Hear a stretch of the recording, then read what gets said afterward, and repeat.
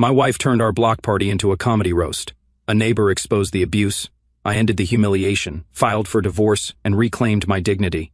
Where everyone comes together, grills some burgers, and pretends to care about each other's lawn maintenance choices. What I did not expect was my own wife treating it like her personal comedy show with me as the punchline.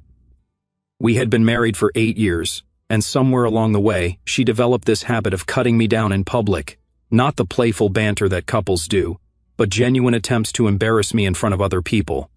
Today was different, though. Today she was performing. "Oh, you should see what he wore to our anniversary dinner last month," she announced to a group of neighbors gathered around the Hendersons' new patio set. "I told him to dress nice, and he shows up looking like he is going to coach Little League." The neighbors gave those awkward laughs people make when they are witnessing something uncomfortable but do not know how to escape. I was standing right there holding 2 plates of potato salad, watching my wife treat our marriage like material for a roast. "Honey, that was a nice restaurant," I said calmly, setting the plates down. "I wore a button-down and slacks. Same outfit you complimented me on last week." She rolled her eyes dramatically. "See, he cannot even take a joke. Everything has to be so serious with him." But here is the thing. I was not angry. I was observing, watching her perform this little show, seeing how desperate she was for laughs at my expense, and wondering when exactly my wife had decided that respect was optional in our marriage. The afternoon continued like this. Every conversation became an opportunity for her to share some embarrassing story or make some cutting remark.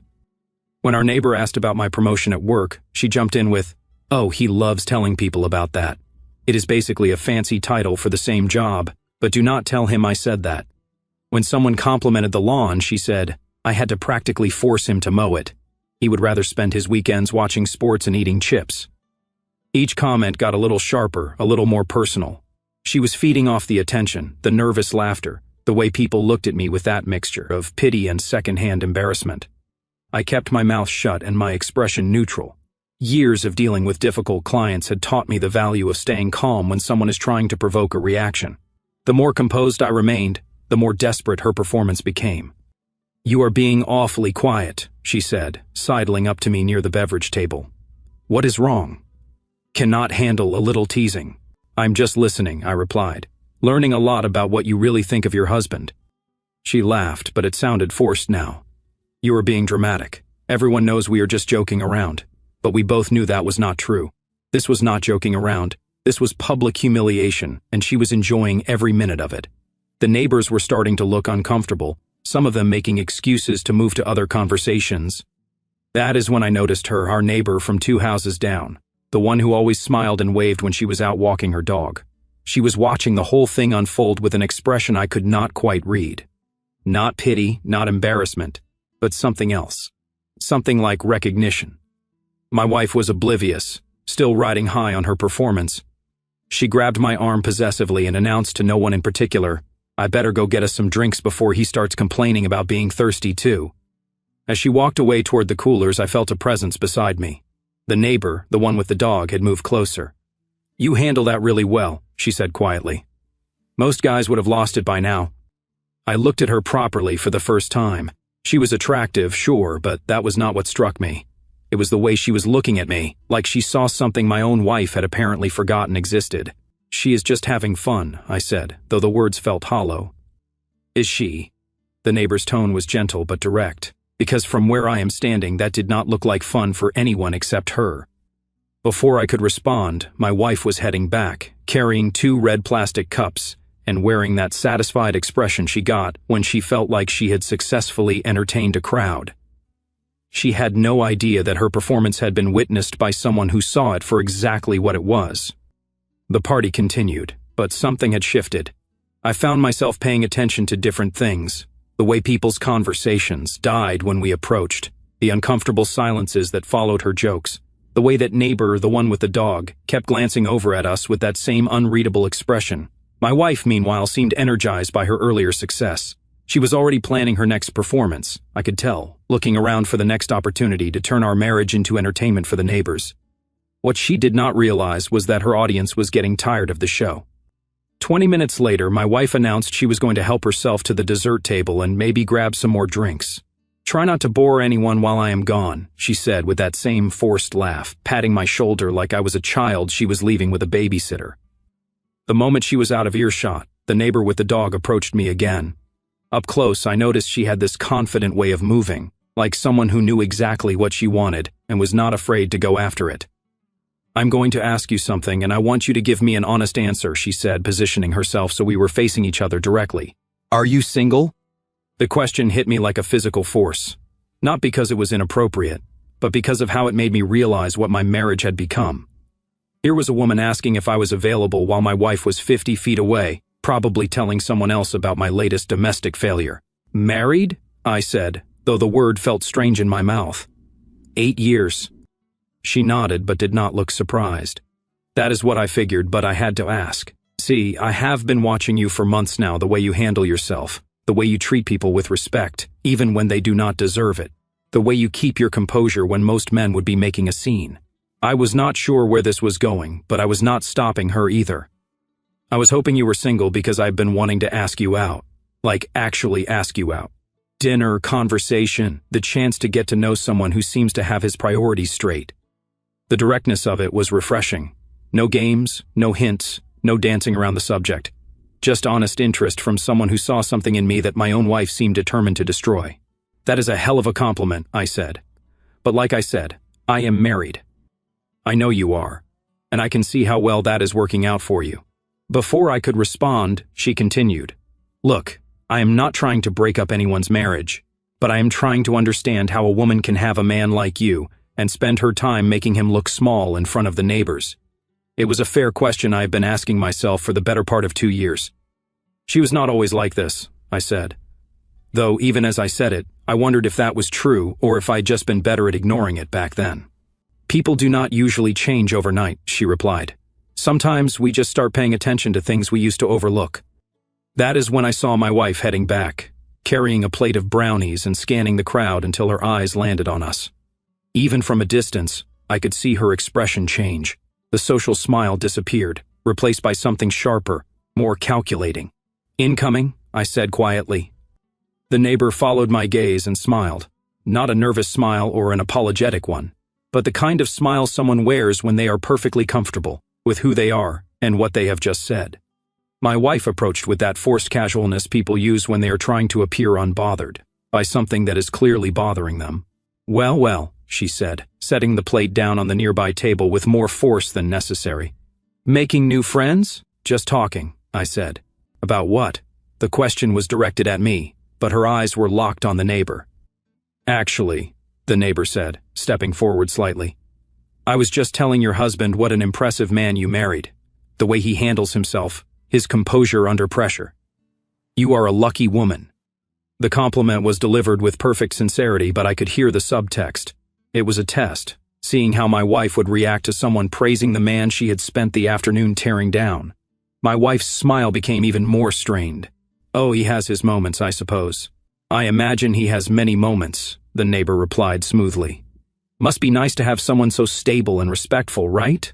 My wife said, the word coming out clipped. "Stable? That is definitely the word I would use." The tension was palpable now.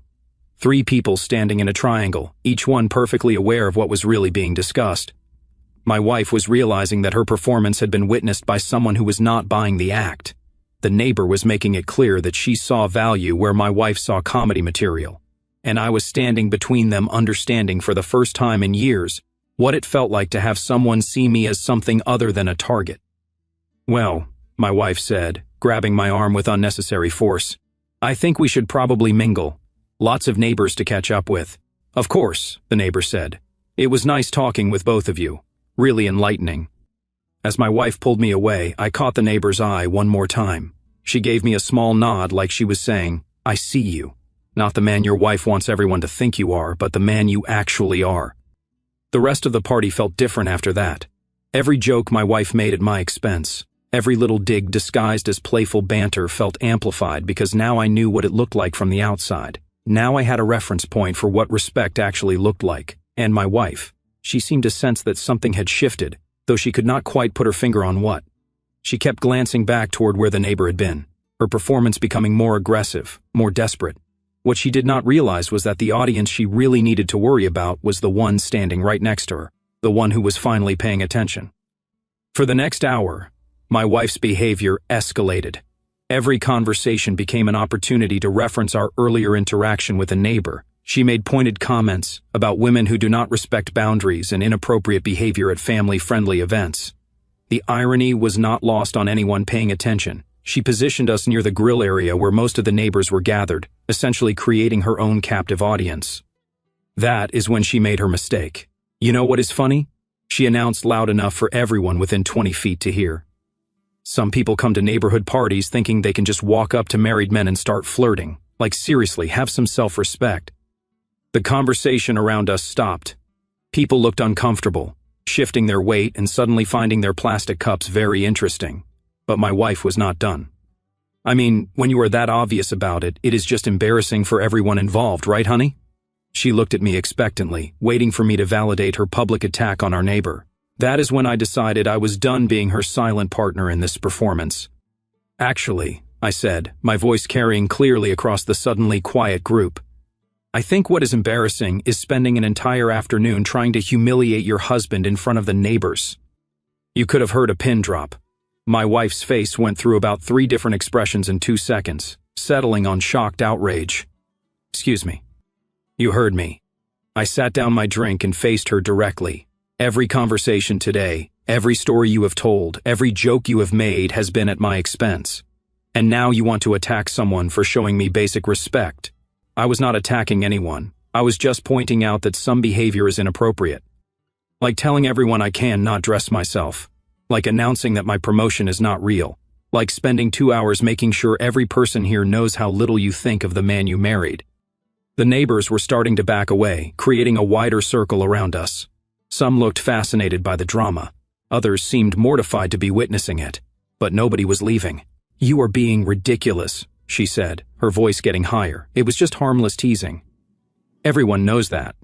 Does everyone know that? I gestured to the crowd around us because from where I am standing, it looks like everyone has been uncomfortable watching you tear me down all afternoon. I could see some people nodding slightly. Others were looking at the ground, probably remembering their own moments of secondhand embarrassment from earlier. And you know what the really pathetic part is? I continued. A complete stranger showed me more respect in 5 minutes than you have shown me all day. She saw a man worth talking to, worth getting to know, while you have been performing this sad little show about what a disappointment I am. My wife's face was turning red now. That woman was completely out of line, flirting with a married man right in front of his wife. She was not flirting. She was being honest. She told me exactly what she thought. No games, no hidden agenda. And you know what? She thought that I was someone worth respecting. Imagine that. The crowd was getting larger now. People from other parts of the party were drifting over, sensing drama. My wife noticed too, and I could see her calculating whether to escalate or retreat. She chose escalation, so now you are taking her side over your own wife's. I am taking my own side for the first time in years. And yes, if respecting myself means agreeing with someone who sees value in me instead of comedy material, then absolutely. This is insane. You are making a scene over nothing. I am making a scene. I almost laughed. You have been making a scene all day. The only difference is that now someone is calling you on it. That is when I noticed the neighbor in question had moved closer to the crowd. She was not pushing forward or trying to insert herself, just standing at the edge, watching. When my wife spotted her, her anger shifted into overdrive. Oh, perfect. Your new girlfriend is here to watch the show. She is not my girlfriend. She is just someone who treated me like a human being worthy of respect. Something you might want to try sometime. The neighbor stepped forward then, not aggressively, but with purpose. Actually, I think I should clarify something since I seem to be part of this conversation. My wife turned to face her. You need to stay out of this. But you keep talking about me. The neighbor's voice was calm, steady, so let me be clear about what happened. I approached your husband because I have watched him for months, being respectful, kind, and patient with people who do not deserve it. I asked if he was single because I was interested in getting to know someone with those qualities better. She paused, looking directly at my wife. When he told me he was married, I respected that. But I also told him what I saw in him because sometimes people need to hear that they are valued. How dare you? How dare I what? Treat your husband with respect. See value in someone you spend your time diminishing. Notice that he is a decent man who deserves better than being someone's punchline. The silence that followed was deafening. Every neighbor, every casual observer, every person who had witnessed my wife's performance earlier was now seeing it called out directly. My wife looked around at the faces surrounding us, finally realizing that her audience was not on her side anymore, that her performance had backfired spectacularly.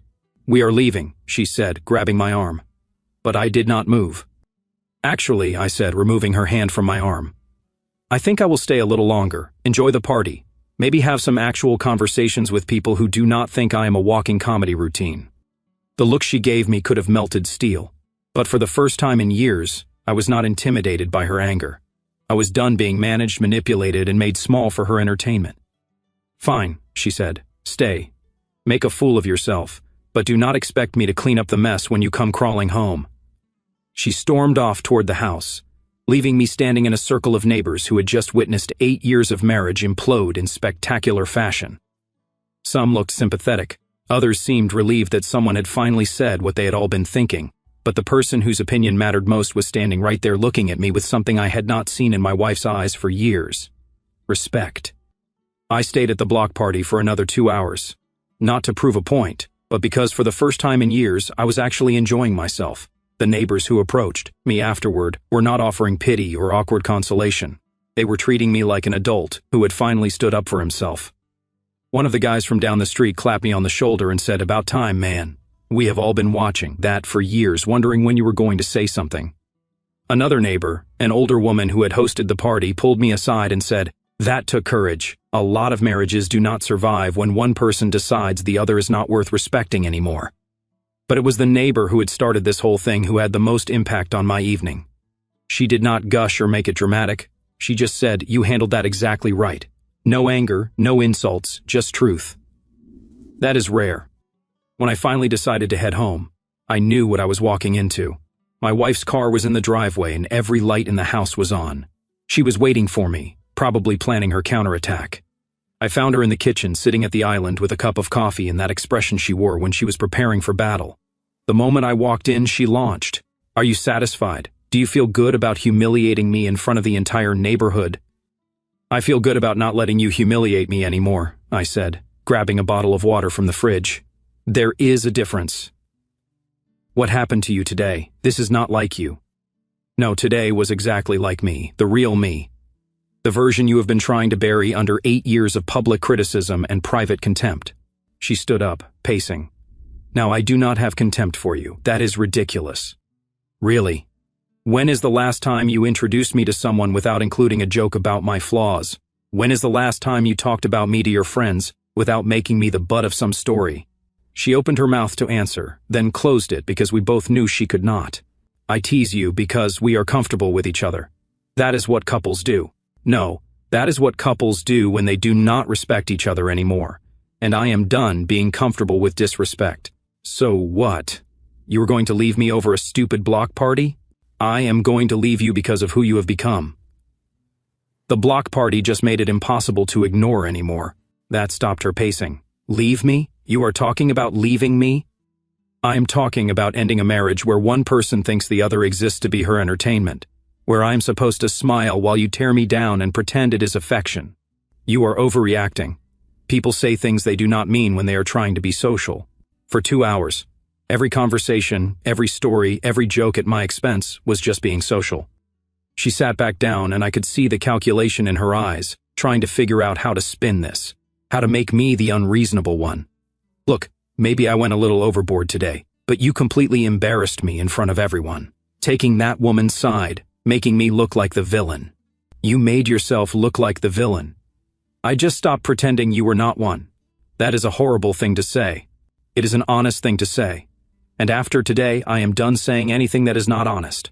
I walked toward the stairs, but she followed. "Where are you going?" "To pack some things. I will be staying at my brother's for a while." "You cannot be serious. You are going to blow up our marriage over one bad day." I stopped at the bottom of the stairs and turned to face her. This was not one bad day. This was 8 years of bad days that I finally stopped making excuses for. "We can fix this. We can go to counseling. We can work through whatever problems you think we have. The problem is not that we fight or have different opinions or need better communication. The problem is that you do not respect me. And you cannot counsel someone into respecting their spouse. That is something they either do or they do not. I do respect you. No, you do not. And the proof is not what happened today. The proof is that you still do not understand why what happened today was wrong. She followed me upstairs, continuing to argue, to justify, to minimize. But I was not listening anymore.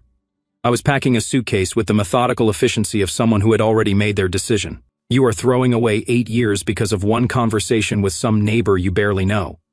I am ending 8 years because of what that conversation made me realize about my own life, about what I have been accepting, about what I deserve, and what exactly do you think you deserve?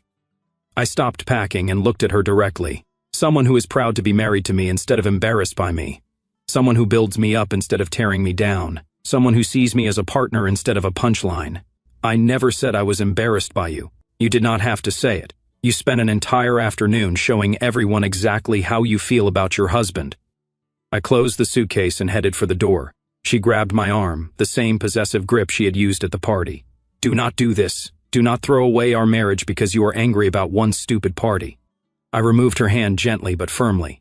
I am not angry about the party. I am grateful for it. It showed me what I have been missing, what it feels like to be seen as someone worth respecting. By some random woman who does not even know you. By someone who looked at me and saw value instead of flaws. Who saw strength instead of weakness. Who treated me like a man instead of a child she has to manage. I walked down the stairs with her following behind, still talking, still trying to convince me this was an overreaction. But my mind was made up. Had been made up the moment I realized that a stranger's respect felt foreign because I had forgotten what it was like to receive it at home. At the front door, I turned back one last time. When you figure out why treating your husband with contempt is not love, call me. Until then, I will be remembering what it feels like to be around people who actually like me.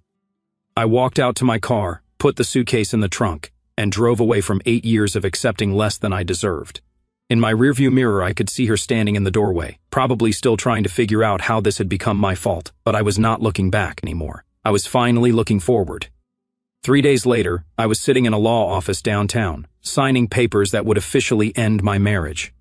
My brother had recommended the attorney, a straightforward woman who did not waste time asking if I was sure about my decision. She took one look at me and said, "You seem like someone who has thought this through." I had. Those 3 days at my brother's place had given me clarity I had not felt in years. No walking on eggshells, no bracing for the next cutting remark, no wondering what version of me would be presented to the world that day. Just peace. My phone had been buzzing constantly, text after text from my wife ranging from angry to pleading to manipulative. The pattern was predictable. First she tried anger. "You are being childish and dramatic." Then came the bargaining. "I will change, we can work this out." Finally the guilt trips. "After everything I have done for you, this is how you repay me." I did not respond to any of them. There was nothing left to say. The divorce papers were served on Friday. By Saturday, my phone was ringing non-stop. I let most calls go to voicemail, but when my brother-in-law called, I picked up. "Man, she has been calling everyone in the family, trying to get people on her side," he said, telling them you had some kind of breakdown at a neighborhood party. "What kind of breakdown?" According to her, you went crazy, started screaming at her in front of everyone, and stormed off with some other woman. I almost laughed. That is not even close to what happened. I figured, but she has got your mom worried sick. Might want to call her. I called my mother that afternoon. She was concerned but not panicked, which told me she knew my wife well enough to take her version with a grain of salt. She says you have been acting different lately. More distant, my mother said carefully. Is everything all right? Everything is fine, Mom. Better than it has been in years, actually. She mentioned another woman. There is no other woman. There is just me finally remembering that I deserve to be treated with respect by my own wife. My mother was quiet for a moment. You know, your father and I always wondered about some of the things she would say about you at family gatherings, the little comments. We thought maybe it was just her sense of humor. It was not humor, Mom. No, I am starting to realize that the calls to family members backfired on my wife more than she probably expected. Turns out people had been noticing her behavior for years, but had not felt it was their place to say anything. Now that I was taking action, they felt free to share their observations. My cousin called to tell me she had been cringing at family dinners for the past 3 years. Every story she told about you made you sound like an incompetent child. We kept wondering why you never stood up for yourself. My uncle was more direct. About time you grew a backbone.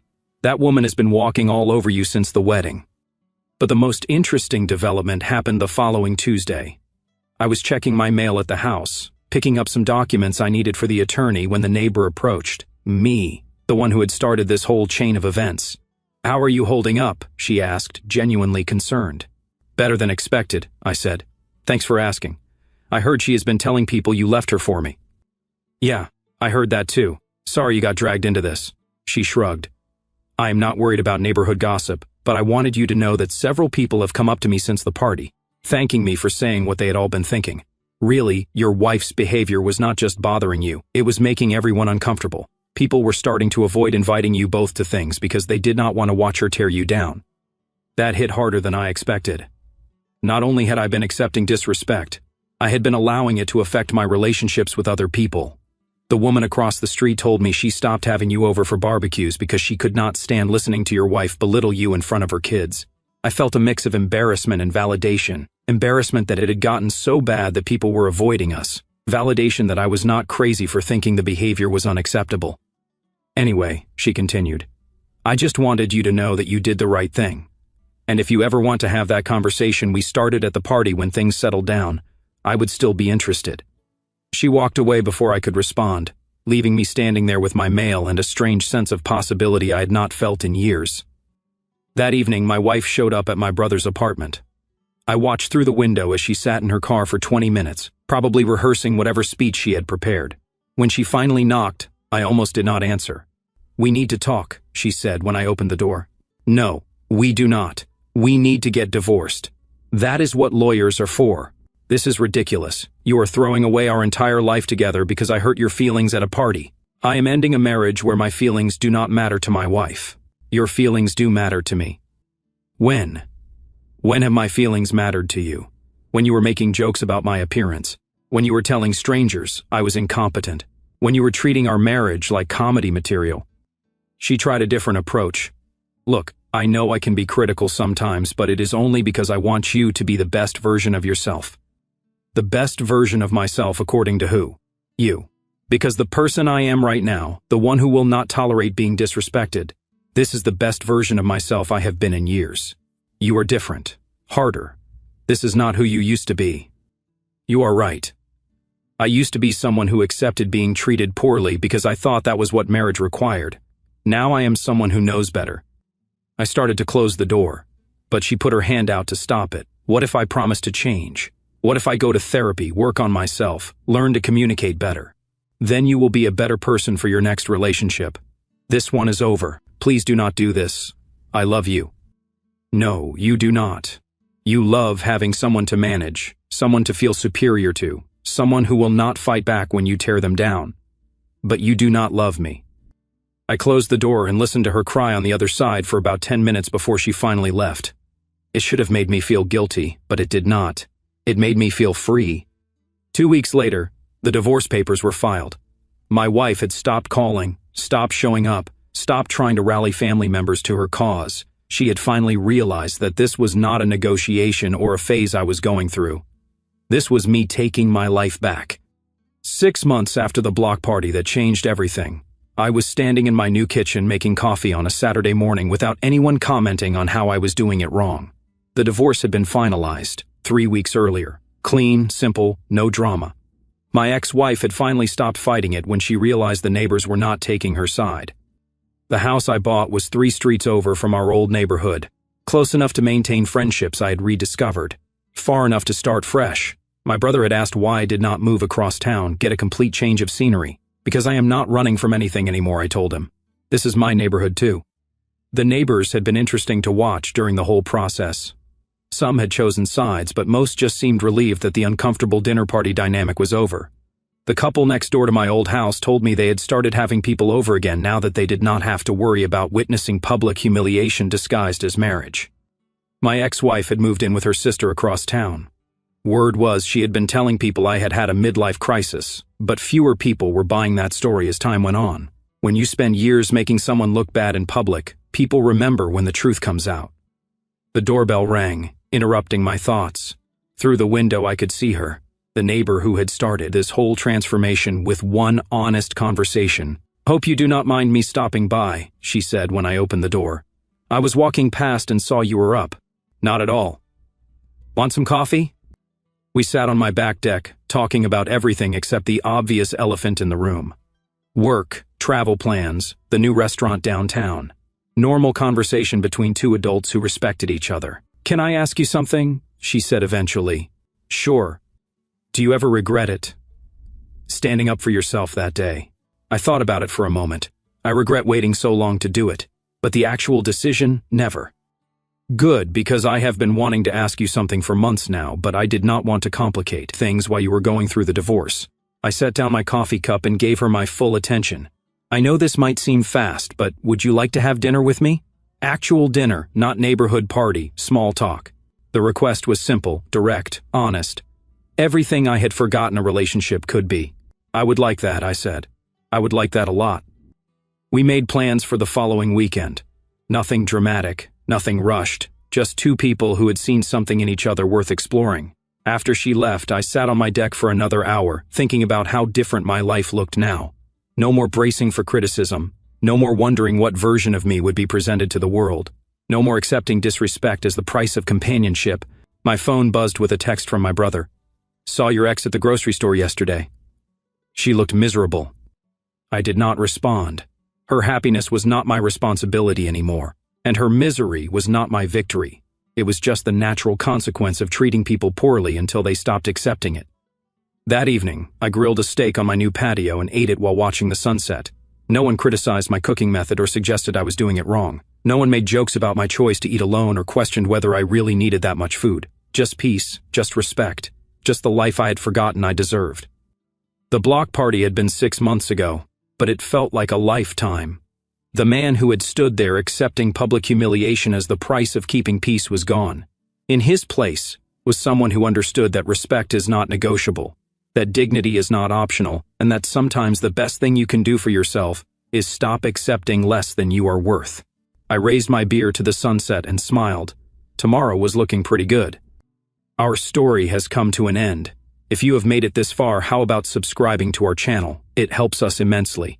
I have selected 2 other videos for you that I am sure you will enjoy. Feel free to click on them. I will be waiting for you in the next story. See you soon.